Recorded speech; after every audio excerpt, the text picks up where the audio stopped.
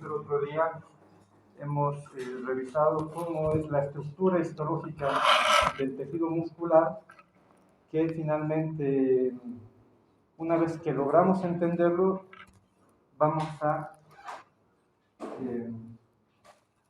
no solamente describir o detallar, sino vamos a finalmente entender cómo finalmente el músculo se va a contraer. Hemos descrito varios aspectos como caracteres generales de la musculatura. Sabemos que hay tres tipos de músculo. El músculo estriado, este de hecho es el músculo cardíaco, por si acaso, porque es ramificado.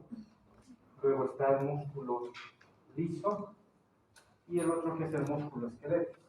Hemos detallado todas las características histológicas que tiene cada uno de los tejidos musculares. Para repasar de manera rápida, hemos dicho el músculo esquelético, estriado lógicamente, músculo rojo, es además voluntario, pero pese a que es voluntario, les decía en la clase virtual, igual se requiere un estímulo neuronal consciente. Entonces, hay dos neuronas, hemos dicho, una que se encuentra en la corteza cerebral y otra que se encuentra en la médula espinal, sustancia gris, cuerno o hasta anterior, ahí se encuentra. De esa última neurona sale la fibra motora somática que va a llegar a este tejido muscular.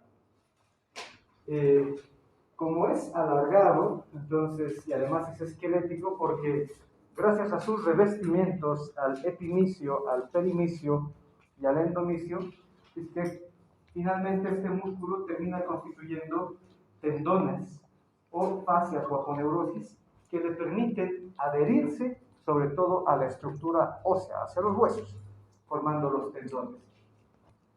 El diámetro, porque son más o menos cilíndricos, el diámetro, hemos dicho, es grande, entre 10 a 100 micrómetros, o sea, son fibras gruesas en sentido de diámetro, o circunferencia.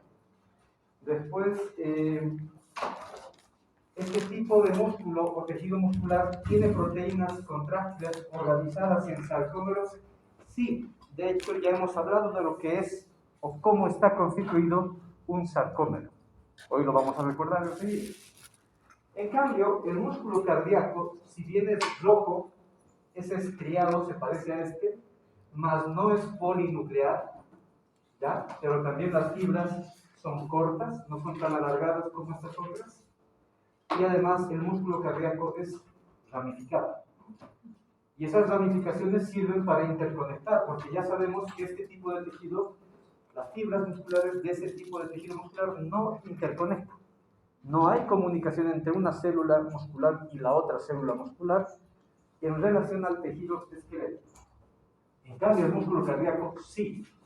¿Para qué sirven estas intercomunicaciones celulares cardíacas o miocárdicas?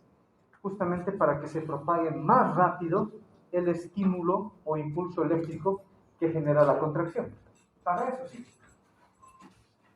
El diámetro de estas células es intermedio, o sea, no es muy grande, no son muy gruesos en realidad, pueden tener 10 a 20 micrómetros, eso es muy pequeño. Solamente tienen el endomicio y el perimicio, a diferencia del tejido esquelético que tiene endomicio, perimicio y epimicio. Por otro lado, el músculo liso, que tiene que ser blanco porque hemos dicho que no tiene gran cantidad de proteínas como la miocina. Y la miocina es la que le da ese aspecto o color rojizo a la carne en sí, o al tejido muscular. Entonces, este músculo tiene esta forma que se llama forma de fuso, es ancho en el medio, angosto a los dos extremos. Es uninuclear, no es polinuclear, pero sí también genera muchas interconexiones entre las fibras musculares, lo mismo que el tejido miocárdico, es justamente para poder propagar mejor el impulso eléctrico que contrae al músculo. El diámetro es pequeño, 3 a 8 micrómetros, muy pequeños, y la longitud, ojo, la longitud, estas son grandes, pueden llegar a medir entre 100 micrómetros hasta 30 centímetros. Les decía a los que estuvieron presentes en la clase virtual, hay un músculo muy largo que tenemos, que es el sartorio, lo deben conocer. Viene desde la cresta ilíaca y termina acá en la pierna. Este es el músculo sartorio, delgado, alargado.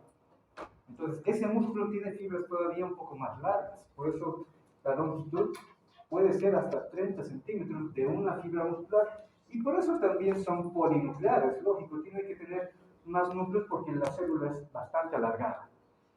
Y por otro lado tenemos a los músculos, al tejido muscular cardíaco, las fibras no son muy largas, 50 a 100 micrómetros, en relación al músculo liso, que también son pequeñas, entre 30 y 200 micrómetros. Los dos tejidos musculares, cardíaco y el esquelético, se parecen, por eso son estriados, y por eso ambos tienen los sarcómeros. Esta es la estructura básica, ¿ya?, histológica y de hecho bioquímica, funcional de la fibra muscular. Ese sarcómero, que luego lo vamos a ver, pero ya lo hemos visto en la demostración, es el que permite la contracción. Bueno, entonces, no hay sarcómeros en el tejido muscular liso. En el miocardio sí, y en el tejido muscular esquelético sí. Otras características rápidas. ¿Hay retículo sarcoplásmico? Sí, bastante abundante, porque además la fibra es muy larga, requiere mucho retículo sarcoplásmico. Ojo, solamente se le cambia el nombre sarcoplásmico, pero es retículo endoplasmático, tanto el liso como el rugoso, por si acaso. Ya solo se le cambia el nombre. Entonces, hay mucho retículo sarcoplásmico. ¿Para qué sirve, hemos dicho?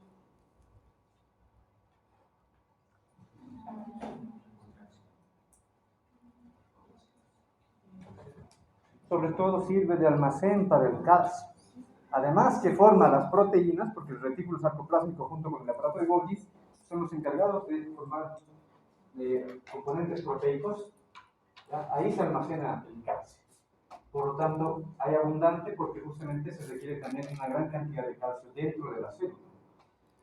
En el miocardio hay retículos sarcoplásmicos, pero no tan abundante, la célula además no es tan larga, y en el músculo liso hay, lógicamente tiene que haber retículo sarcoplásmico, pero también es en escasa cantidad. Bueno, hay presencia de túbulos transversos, eso lo vamos a explicar hoy porque, bueno, esto solamente es un detalle que les decíamos, son un sistema de tubos en forma de T, por eso se llaman tubos transversos, que permiten el ingreso de diferentes iones, entre ellos calcio. Entonces, ¿hay túbulos transversos en el músculo esquelético? Sí, hay una gran cantidad. En el músculo cardíaco también hay, pero en el músculo liso no existen túbulos transversos. ¿Hay uniones entre las fibras? Esto ya lo hemos mencionado. No hay uniones, aquí sí hay. Se forman los discos intercalados y acá también hay uniones comunicantes entre las células musculares lisas. ¿Es autorrítmico? O sea, ¿se puede autoestimular el tejido muscular? No, lógicamente. El único que sí puede autoestimularse es el miocardio. Ya les he aclarado que no importa si hubiera o no hubiera el sistema vegetativo, simpático, parasimpático.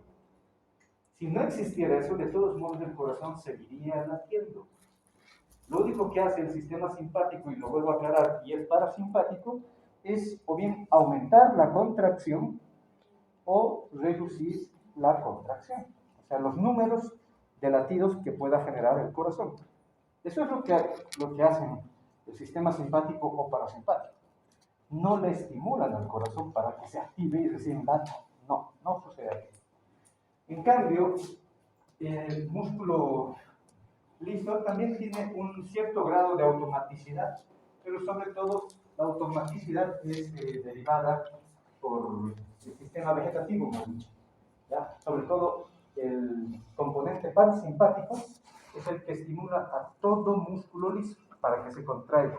Lógicamente, el simpático, ¿qué hará? Lo opuesto. Si el parasimpático contrae a la célula, el simpático relaja. Requiere calcio para la contracción. La fibra muscular esquelética sí, y lo tiene almacenado, hemos dicho, en el retículo sarcoplástico. El miocardio también requiere calcio y también lo tiene almacenado en el retículo sarcoplástico, pero también usa calcio del intersticio, que es del LEC. Y en el músculo liso también hay uso de calcio, más escaso lógicamente, que también está en el retículo sarcoplástico, pero también usa calcio de LEC, o sea, del intersticio. Bueno, proteínas que generan no que generan, me retraso, proteínas que estimulan o activan la contracción. Troponina y tropomiosina en el músculo esquelético, lo mismo en el músculo cardíaco, porque la estructura es similar, el sarcómero, que así ya lo vamos a volver a detallar. En cambio, en el músculo liso, la calmodulina y las sinasas de las cadenas livianas de la miosina son las que generan la contracción. Pero es relativamente similar a los anteriores dos. La velocidad de contracción, el músculo esquelético es de contracción rápida, el músculo cardíaco es de contracción moderada, pero el músculo liso es mucho más lento, mucho más lento. El control nervioso, ya habíamos dicho, si bien es voluntario, requiere un estímulo nervioso el músculo esquelético y es derivado de las fibras motoras somáticas. La segunda neurona es la que finalmente llega al músculo. El corazón no. El corazón no necesita un estímulo neuronal, pero, otra vez lo repito, tanto el sistema simpático, parasimpático, vegetativo, ya, pueden o acelerar el número de contracciones y por ende aumentarla, o pueden disminuir el número de contracciones. Eso es lo único que hacen esos dos sistemas. En cambio, en la musculatura lisa sí se requiere un estímulo o bien simpático o bien parasimpático. Si queremos que haya contracción, lógicamente tiene que participar el sistema parasimpático. Capacidad de regeneración. No se pueden regenerar las células esqueléticas, musculares esqueléticas. De hecho, si sufrimos, qué sé yo, un corte, un trauma, más bien queda una cicatriz en la fibra muscular, como en la piel. No se puede restituir, es muy difícil. Lo mismo sucede con el corazón. Les hablaba pacientes que tristemente sufren de un infarto o de una angina de pecho, que es un bloqueo en el flujo de sangre en las coronarias. Por lo tanto, el tejido muscular empieza a sufrir y a morir. Entonces, ese tejido muscular después no va a restituirse. Por ende, ese paciente termina toda su vida después, si es que sobrevive, porque si no, tristemente puede generar incluso un paro cardíaco, ¿ya? Pero si sobrevive, le va a quedar una cicatriz y eso dificulta la contracción del corazón.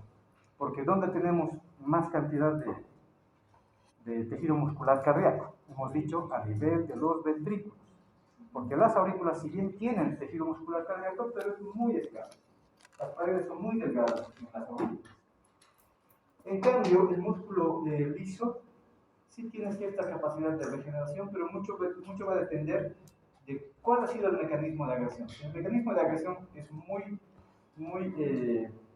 cruento, si el mecanismo de agresión es de alta energía, de gran daño, obviamente no se va a poder reparar tanto. Igual todo termina en cicatriz, todo terminaría en cicatriz. Estamos repasando, esto no es nuevo, jóvenes. Entonces vamos a empezar a hablar, ya lo dije el otro día, empezamos a hablar de la fibra muscular esquelética. Es la básica, es la más compleja de hecho, es la más compleja. Entonces tenemos un músculo X acá, y este músculo X tiene su tejido conectivo.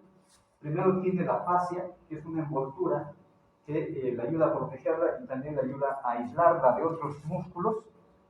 Esta fascia incluso la puede compartir con otros músculos más, o sea, a todo un grupo de músculos puede envolverle una sola fascia, pueden envolverlos una fascia.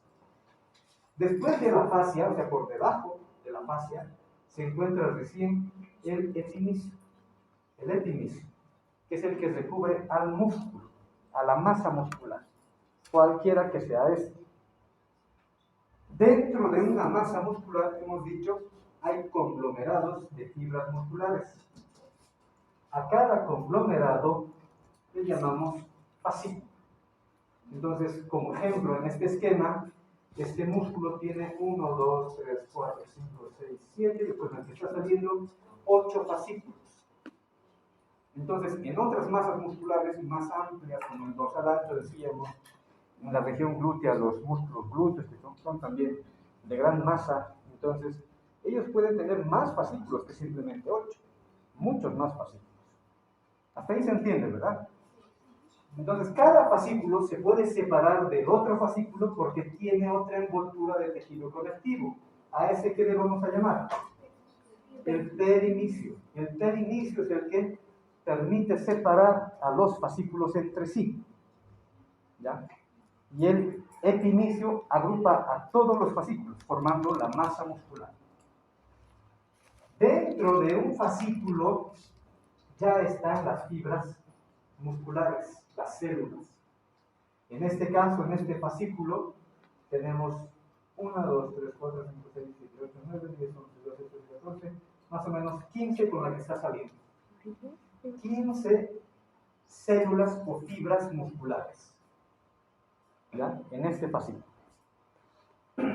Ahora, cada célula, hemos dicho, cada fibra muscular tiene también su propia envoltura que la permite separarla de la otra fibra muscular. Por eso también no hay interconexión. Por eso también. Entonces, ¿cómo se llama a la envoltura? El endomicio. Entonces, el endomicio permite separar a las células o fibras musculares entre sí. Bueno, ahora, si amplificamos esta fibra muscular, esta célula, si la amplificamos, tenemos esto. Entonces, esta es la célula muscular amplificada. Aquí hay dos núcleos, por eso es la célula. Y dentro de la célula todavía hay más empaquetamiento de otras estructuras. Ese empaquetamiento no son otra cosa que las miofibrillas. ¿Ya? Estas miofibrillas, aquí esta célula, por ejemplo, tiene 1, 2, 3, 4, 5, 6, 7, 8, 9, 10, 11, 12, 13, 14, 15, más o menos 16 miofibrillas. ¿Ya? Entonces, una miofibrilla está saliendo, está sobresaliendo, y esa miofibrilla todavía tiene más estructuras pequeñas. Esas estructuras pequeñas son los filamentos, ¿ya?, de la fibra muscular. Estos filamentos son las proteínas, que el otro día ya hemos hablado. Son de dos tipos, los filamentos delgados y los filamentos gruesos. Entonces, esta es la estructura de una célula que tenemos que conocer y entender para entender la contracción muscular. Aquí está una microfotografía, les decía, en microscopía simple, o sea, con un microscopio simple de luz normal. Y es típico reconocer al músculo esquelético, sobre todo con este patrón, hemos dicho. Hay bandas claras y bandas oscuras que se intercalan entre sí. Ese es el patrón de estriación que tiene la fibra muscular esquelética, y lógico, el músculo cardíaco también es estriado, por lo tanto también se ve de un modo similar.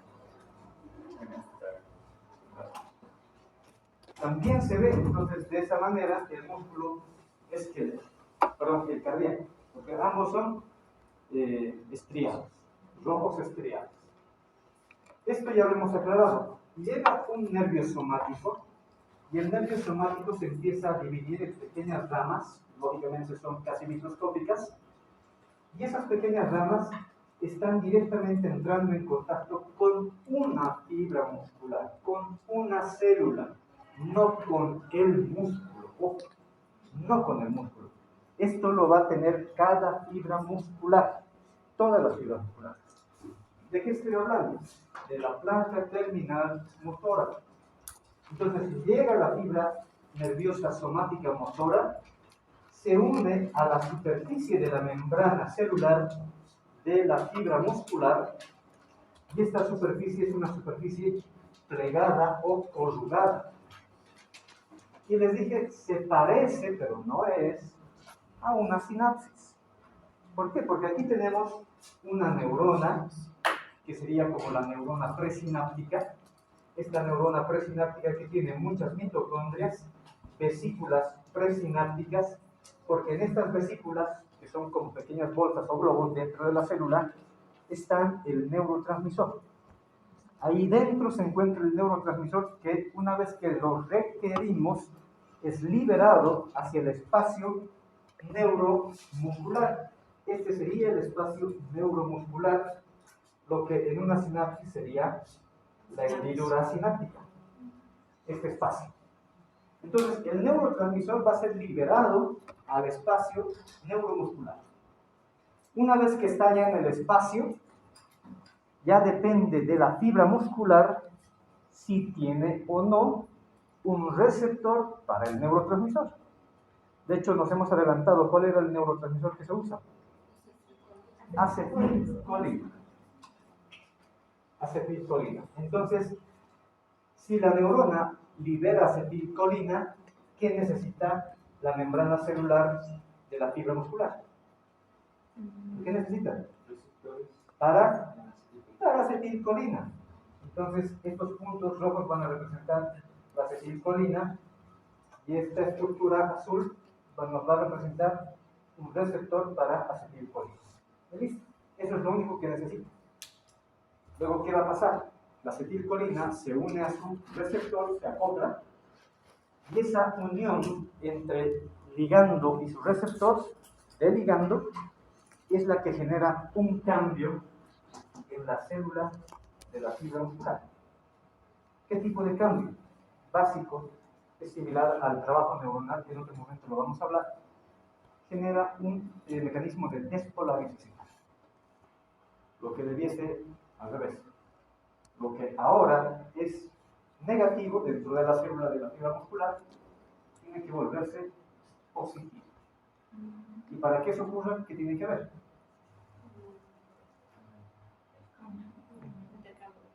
¿De qué? De cargas, no energía, cargas. ¿Ya? O sea, o bien salen componentes negativos, que no es lo habitual, o bien entran más componentes, más compuestos positivos. De hecho, esto último es lo que ocurre. Va a ingresar una gran cantidad de sodio, genera el cambio de voltaje, la despolarización, y luego la fibra muscular se contrae.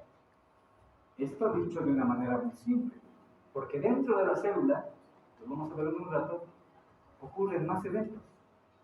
Más eventos. Bueno, hasta ahí se entiende entonces qué es una placa terminal motora.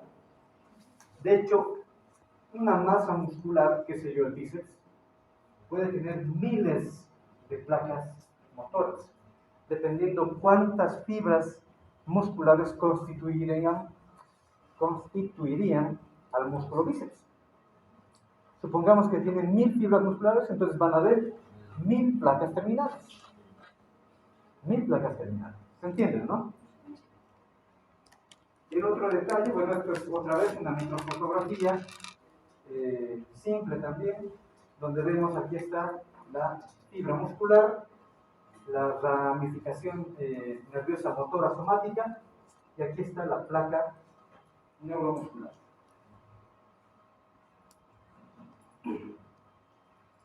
Ahora, ¿qué es una unidad motora? Hemos dicho, desde el asta anterior de la médula espinal, o sea, la segunda neurona o motoneurona inferior, desde acá, estas neuronas están enviando sus axones. El axón de una neurona, por ejemplo esta, puede inervar, aquí cuántas hay, 1, 2, 3, 4, 5, 6, 7, 8, 9, más o menos 10 está.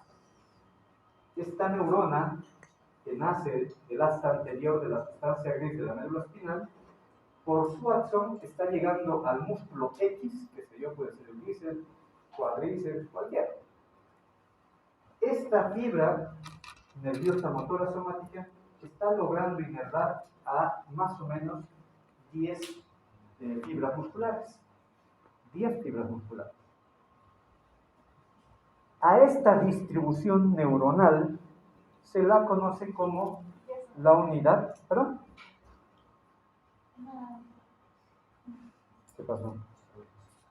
A esta distribución neuronal se la conoce como la unidad motora, porque una neurona está logrando inervar y por ende las va a activar a las 10 fibras musculares. Una. Entonces, ¿cuánto va a ser su unidad motora en sentido numérico? 10 sobre 1. 10 sobre 1. Entonces, este es el ejemplo que ya el otro día teníamos aclarado. Aquí está la fibra nerviosa somática motora. Se está dividiendo en 1, 2, 3. Estas 3 fibras musculares con esta neurona constituyen una unidad motora. Pero aquí ya no serían 10 en una. ¿Cuántas van a ser? 3 en una. Lo que significa que una sola neurona está logrando inervar a 3 fibras musculares, o en el otro caso era una neurona que estaba inervando a 10. Pero eso es solamente como ejemplo, porque hemos dicho que la inervación es más amplia, abarca muchas más fibras musculares. Pueden ir entre 200 fibras musculares hasta, incluso algún autor dice, hasta 2000 fibras musculares. De todos modos, habíamos aclarado que mientras más masa muscular tenga el respectivo músculo, probablemente va a requerir mayor cantidad de unidades motoras. ¿Ya? Porque un músculo X, que se dio el glúteo mayor, ya lo decíamos el otro día también como ejemplo, con el dorsal ancho, no solamente creo que tenga 2000 fibras musculares, debe tener muchas más fibras musculares. ¿Ya? Entonces, por lo tanto, ese músculo requerirá varias unidades motoras. ¿Hasta aquí hemos llegado? Sí, ¿no? Ya, hay que ver. Entonces, tenemos la célula, la fibra muscular, y ahora vamos a adentrarnos en la estructura, ya más a detalle, de los componentes proteicos que generan la contracción de la fibra. Entonces, otra vez tenemos las células, tenemos las miofibrillas, y dentro de las miofibrillas están los filamentos. Este esquema, ¿qué representa? Es como cortar a esta miofibrilla de esta manera, a lo largo, y la estamos viendo en 2 dimensiones. ¿Ya? Porque la miofibrilla es más o menos cilíndrica. ¿Se entiende? Bueno, entonces, una vez que se hace la sección, tenemos el esquema respectivo, y este esquema lo que está representando, hemos dicho, es la unidad contráctil básica funcional de la fibra muscular. Son los componentes contráctiles. De hecho, la gran mayoría, lo hemos hablado el otro día, son proteínas. Proteínas. Y si nos damos cuenta, estas proteínas más o menos siguen un patrón. Tenemos, hemos dicho, en un lado esta línea o disco Z, pero nos vamos al otro extremo y otra vez aparece otra línea o disco Z. Hacia los discos Z se están adhiriendo, se están acoplando los filamentos delgados, que son los que están en color violeta. En cambio, pareciera, pero ya lo he aclarado el otro día, no están flotando, pareciera. De hecho, vamos a ver enseguida, hay otro esquema que nos ayuda a entender cómo realmente se anclan estas otras fibras que son los filamentos gruesos. Es lógico, o sea, se nota que el diámetro es mayor de las de color verde en relación a las de color violeta. Pero lo importante es comprender que estas fibras, ¿ya? O estos filamentos, mejor dicho, filamentos gruesos, no llegan hasta el disco Z. no llegan hasta el disco Z. Se quedan más o menos en la parte central. Hasta ahí se entiende, ¿cierto? Y les había mencionado también lo siguiente. Detrás tenemos un patrón de colores, solamente es para el aprendizaje, no es que así se lo vea, lo he aclarado. Detrás de los filamentos delgados hay un fondo celeste donde se intercalan filamentos delgados, gruesos, delgados, gruesos, delgados, gruesos, delgados. Hay un fondo en color fucsia, rosa, ¿ya? Y donde solamente hay filamentos gruesos, hay un fondo amarillo. Esto solamente es para el aprendizaje, repito una vez más. ¿Por qué? Porque la zona en color celeste, fíjense, va más allá incluso del disco Z. Hasta el otro lado. Acá lo mismo, de acá hasta el otro lado. Porque este sector genera el patrón claro de la estriación que tiene la fibra muscular. Lo que hemos dicho son bandas claras y bandas oscuras. Entonces, todo este sector que está en celeste corresponde a una banda clara. Entonces, ¿por qué se ve de esa manera, de color claro? ¿Ya? Porque fácilmente los rayos luminosos, en este caso del microscopio, pueden atravesar este sector de la fibra muscular y se puede ver ese patrón en banda clara. ¿Se entiende? ¿Por qué se ve claro? Porque además acá solamente tenemos filamentos delgados. Pero, donde hay el sector que se están intercalando filamentos delgados, gruesos, delgados, gruesos, delgados, gruesos, delgados, acá hay ya mayor densidad, hay mayor cantidad de proteínas, lógico. Entonces, en la microscopía óptica simple, este sector genera las bandas oscuras. Las bandas oscuras. Entonces, esto lo han estudiado, lógicamente, los fisiólogos y otros bioquímicos. Y le han dado la nominación, que ya el otro día lo hemos mencionado, se le ha dado la nominación a cada sector como tal.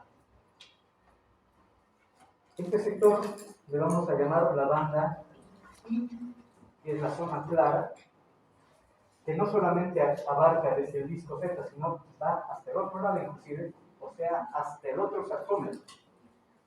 Hasta el otro sarcómero. Todo eso es la banda I. ¿Por qué hemos dicho que se llama banda I? ¿Qué significa eso? ¿Qué significa? ¿Qué significa? Que sencillamente son sitios, son lugares donde los rayos luminosos atraviesan con mucha facilidad. ¿Por qué? Porque solamente la estructura acá es en relación a filamentos delgados. Entonces, por eso se ve el patrón en banda clara. En cambio, el otro sector, que en realidad es todo esto, se conoce como la banda A. La banda A incluye los dos sectores de intercalación entre filamentos delgados y gruesos, más el sector donde solamente hay filamentos gruesos. Todo esto es la banda A. ¿Por qué se llama banda A? Anisotrópica, ¿qué significa? Que los rayos luminosos no pueden atravesar justamente porque así la densidad es mayor. Hay mayor masa de proteínas contráctiles, por lo tanto, los rayos luminosos no se ven, no atraviesan, y esto genera el patrón de banda oscura. Pero les he aclarado que una vez que se han descubierto el microscopio electrónico, el microscopio de campo oscuro y otros, se ha visto que hay más que solamente banda clara y banda oscura. Banda clara, banda oscura. Y se ha visto que la banda oscura, de hecho, son dos bandas oscuras. Una, dos. Y entre las dos bandas oscuras hay un sector, una franja, no tan ancha como la banda I, por si acaso. No tan ancha, es más delgada. entre dos bandas oscuras. Entonces, esta zona que es la zona H, o banda H, pues es similar. Gracias al microscopio electrónico y al de campo oscuro, se ha visto que ahí también los rayos luminosos atraviesan, pero incluso generan un mayor resalte de ese sector de la fibra muscular. Y por eso le han denominado con la letra H, que hemos dicho que significa, y se traduce como, ¿perdón? ¿Qué significa eso? Brillante, brillante. Entonces es como una banda clara más, pero de hecho resalta mucho más que la banda clara. Entonces por eso se llama zona H. Bueno, y para cerrar, porque aquí hemos quedado, el otro día, hemos aclarado la unidad contráctil, que es histológica, bioquímica, básica y funcional de la fibra muscular, abarca desde una línea Z hasta la otra línea Z. Todos los componentes que están aquí dentro, todo eso se conoce como el sarcómero. ¿Ya? O sarcómera es igual. Y doctor, ¿cuál sería la banda M? En realidad es una línea más que banda. Línea. Es un sector donde las fibras, los filamentos gruesos son mucho más anchos. Entonces, con el microscopio así de barrido y de campo oscuro, se puede reconocer los sarcómeros, ¿ya? En un corte histológico. En un corte histológico se reconoce. Entonces, aquí tenemos un disco Z, de hecho no se parece como Z. Aquí estará el otro disco Z, y todo esto es el sarcómero. Aquí está la banda clara, que representa la sobreposición de los filamentos delgados, o zona I. Aquí está la banda oscura, partida en dos, porque ya no es una, son dos. ¿Ya? Que es la banda A. Y entre las dos estructuras oscuras está la zona H, este sector, y lo que su compañera preguntaba. De hecho, suele aparecer esta línea, que es la línea M. Esta línea M, repito, no es otra cosa que la sobreposición de los puntos más gruesos que están justo en el medio de los filamentos gruesos. O sea, este sector. Ese sector es más grueso que el resto del propio filamento grueso. Entonces, eso genera la llamada línea M. Entonces, como vean, en esta masa muscular, en este corte histológico, ¿cuántos sarcómeros tenemos? Aquí hay uno, aquí está otro, 2, 3, 4, aquí hay 5, 6, 7, 8, 9, 10, 11, 12, 13, son varios. Y esto es en una sola fibra muscular. En una sola fibra muscular. Solamente estamos viendo un pedacito de la fibra. O sea que esto va a ser mucho más números. Bueno, esto es lo mismo, solo representado de otra manera, y también representa ya la contractilidad, del músculo. Y lo vamos a aclarar o lo vamos a explicar. Pero creo que se entiende. Seguimos en un seguimos en una imagen bidimensional aquí. Sigue siendo bidimensional. Entonces tenemos el disco Z, filamentos delgados, filamentos gruesos, otro disco Z, sarcómero. Aquí está la zona o banda I, la banda clara. Aquí está la sobreposición delgado-grueso. Esta es la banda A, todo esto. que representa, de hecho, redundando las bandas del patrón oscuro, ¿ya? Donde solamente están los filamentos gruesos, la zona H, ¿ya? Que resalta mucho, por eso es H, ya hemos aclarado. Ahora, esta estructura, si la viéramos en 3D, que tiene que ser más o menos como un cilindro, ¿cómo se puede representar? Entonces, la imagen inferior es una miofibrilla casi completa, o sea, un sector de la miofibrilla, ¿ya? Pero en 3 dimensiones. Porque si se dan cuenta, la imagen inferior,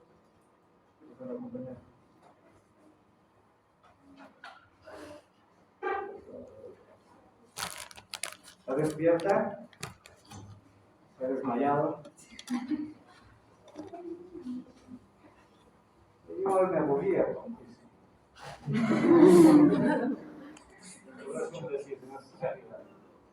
Entonces, fíjense, si hacemos entonces un esquema en 3 dimensiones, se ve ahí la distribución del patrón, ¿ya? Del sarcómero. Entonces, el sarcómero no es precisamente lineal, sino prácticamente va girando. Y en la periferia del sarcómero están los filamentos delgados. En cambio, en la parte central, en el medio del cilindro, aquí dentro, están los filamentos gruesos. Entonces, perdón, esto es más o menos así. Tenemos un filamento grueso, tenemos varios filamentos delgados. Entonces, en el patrón real tridimensional, los filamentos delgados están alrededor del filamento grueso y se forma el cilindro, ¿ya? Entonces, no es precisamente una estructura bidimensional, pero que es obvio, sino es una estructura tridimensional. Y así está constituido.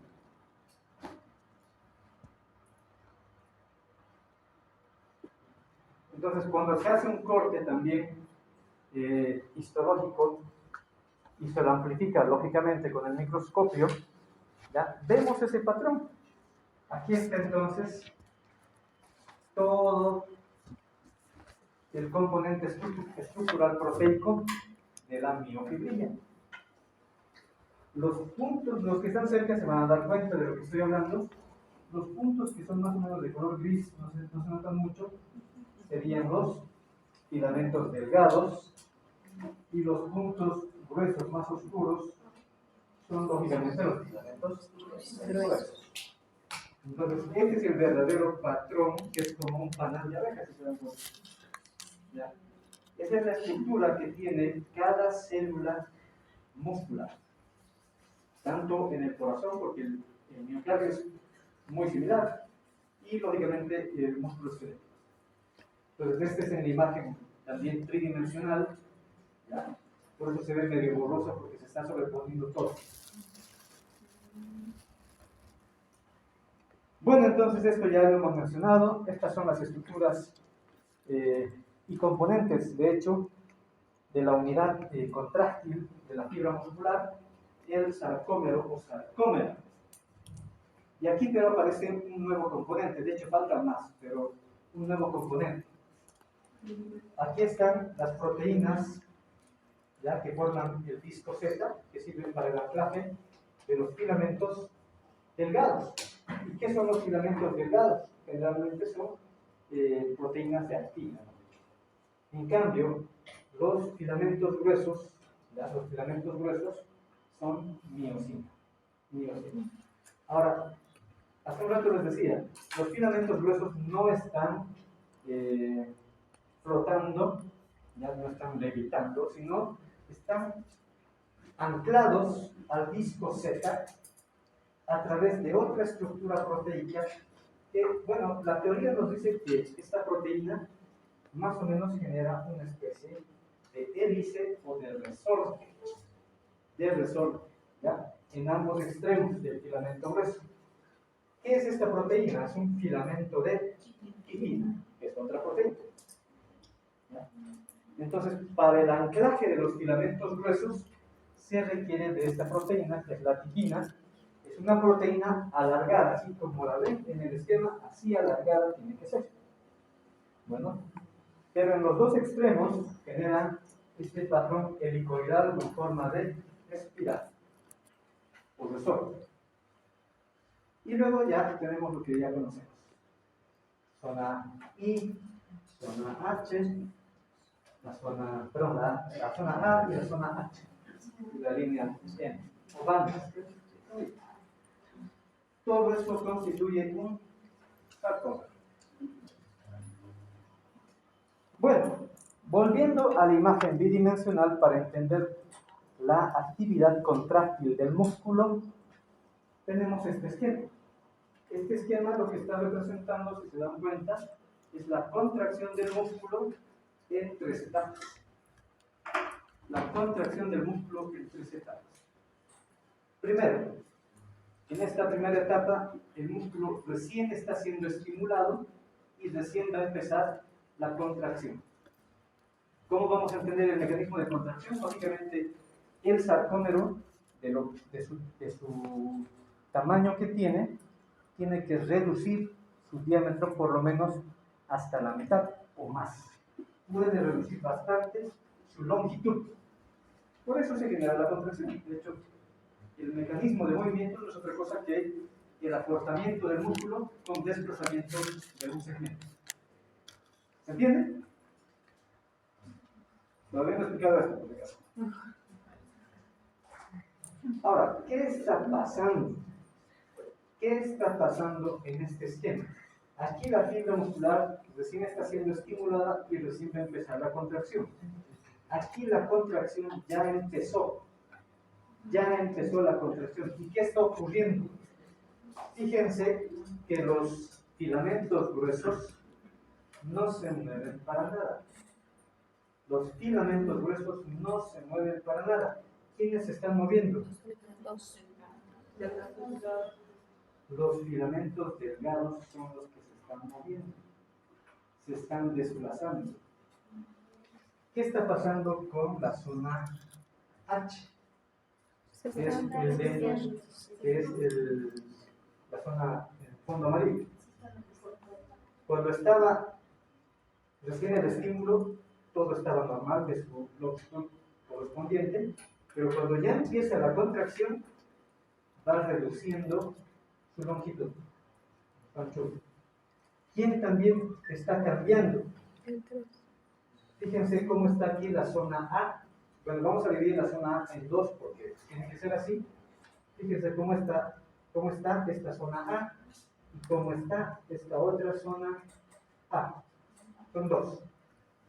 ¿Qué está pasando cuando ya ha empezado la contracción? Ahora la zona A cada lado es más ancha. ¿A qué se debe eso? Al desplazamiento de los filamentos delgados y por ende hay mayor sobreposición de filamentos delgados y gruesos delgados y gruesos. ¿Se entiende hasta ahí? ¿Qué está pasando con la banda I?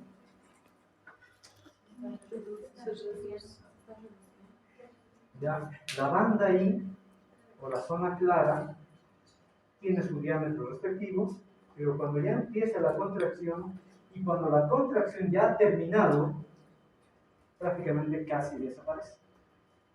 Casi desaparece. La que sí desaparece en realidad es la zona H.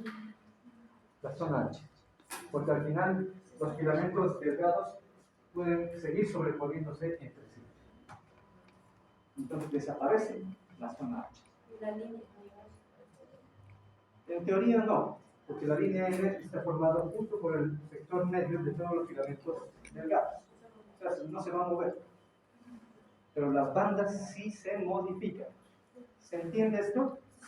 Entonces, eso es lo que ocurre en la etapa de contracción, cuando inicia la contracción y cuando ya ha terminado la contracción.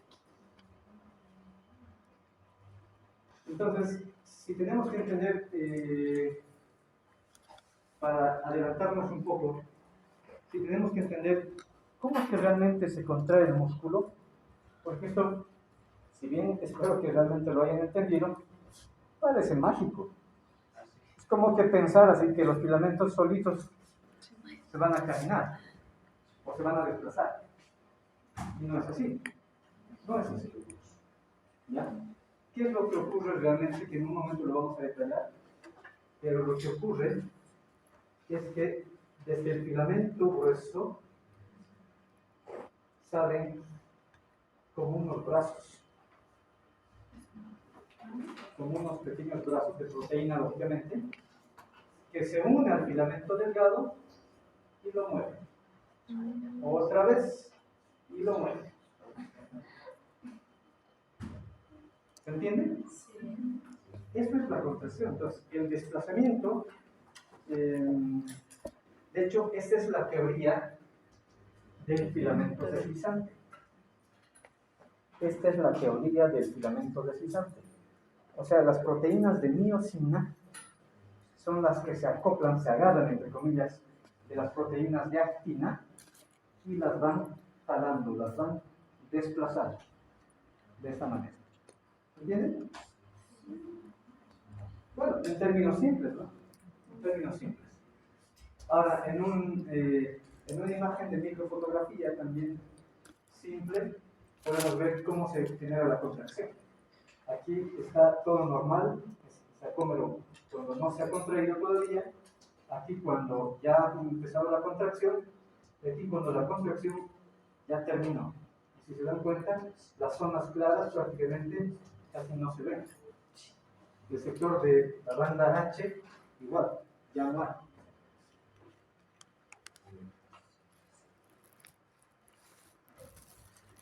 Ahora sí vamos a detallar cómo realmente es la teoría del filamento deslizante.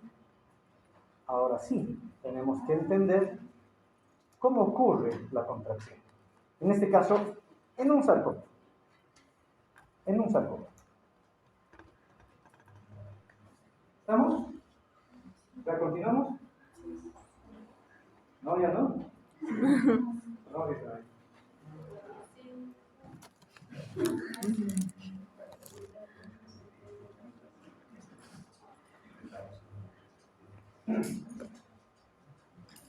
Bueno, atiendan.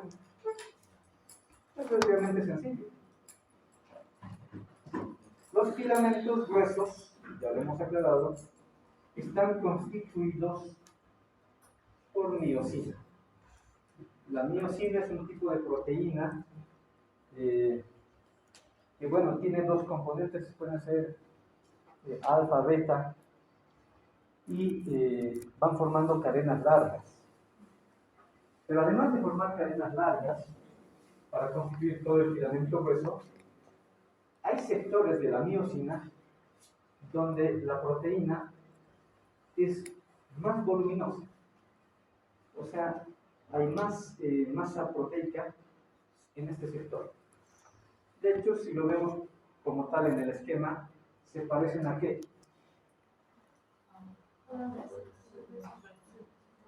Fuerte. Como palos de golf.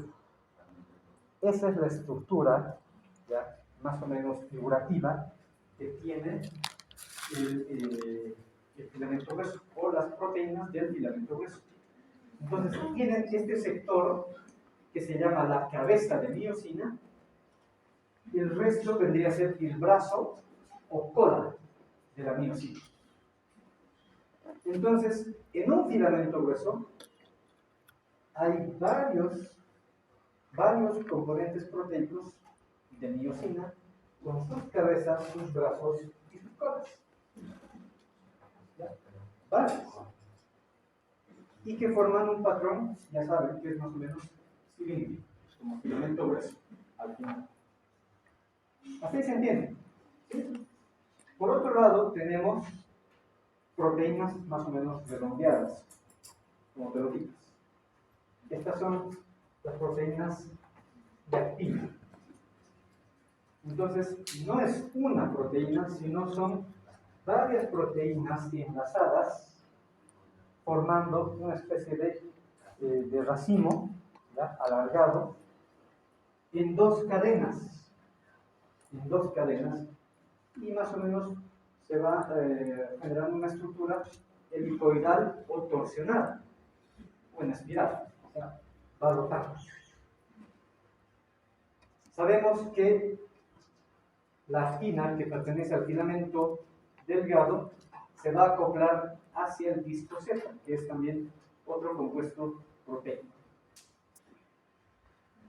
Entonces, estas dos son las que nos interesan, la miosina y la actina. Pero tristemente la fisiología no queda ahí y la contracción muscular no es tan seria. ¿Por qué? Tenemos más componentes proteicos todavía que reconocer. Tenemos una proteína importante, que es la troponina, y esa troponina está, entre comillas, como que pegada a otra proteína, que es la de color rosa. ¿Ya?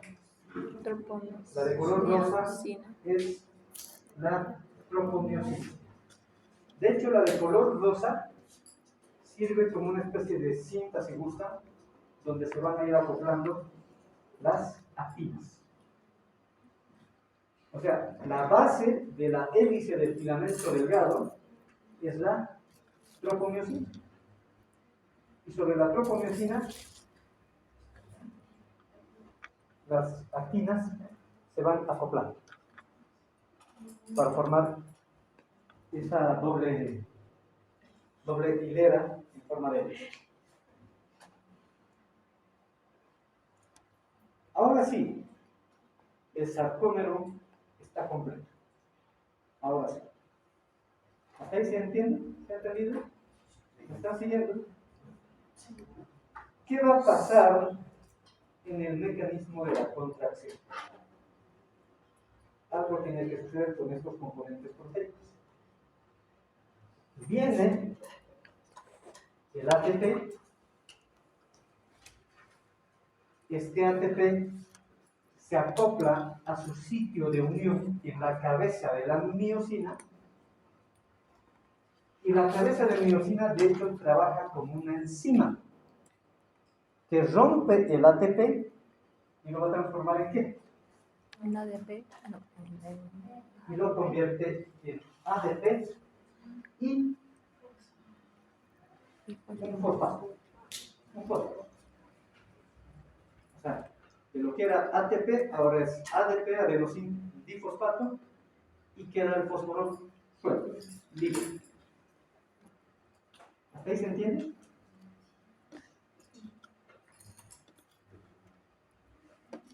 Una vez que la cabeza,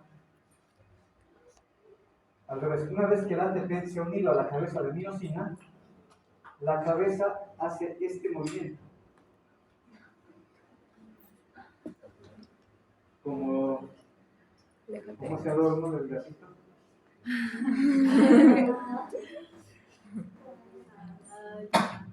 Eso hace una de las cabezas de miosina. Ahorita estamos explicándolo con uno. Esto tiene que ocurrir con todas las cabezas. Entonces, hace este mecanismo que se llama el apalancamiento. Pero para que se apalanque, o sea, para que agarre a la actina, al filamento delgado, para que lo agarre la cabeza de miosina, tienen que unirse en un punto específico. La miosina tiene que unirse en un punto específico hacia la actina, si no, el apalancamiento sería, entre comillas, al aire. Entonces, cuando viene el ATP, se une a la cabeza de miosina, la cabeza de miosina busca su sitio de unión con la actina. Una vez que ya está acoplado al sitio de unión, recién convierte el ATP en ADP más fosfato. pero todavía no ha movido el filamento, no lo ha desplazado. ¿Qué tiene que ocurrir? ¿Qué creen que tiene que ocurrir? El fósforo va a liberarse. De hecho, también se puede liberar al ADP, lógicamente, ¿ya? Pero lo que interesa es que salga el fósforo, el fosfato. La salida del fosfato es la que genera la potencia, la energía, para que la cabeza de miosina, una vez que ya está unido a la actina, genere el apalancamiento y desplace al filamento delgado.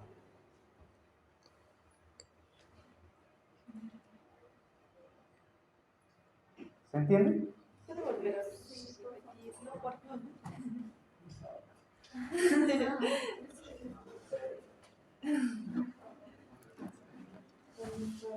Debe El fosfato se libera. un par de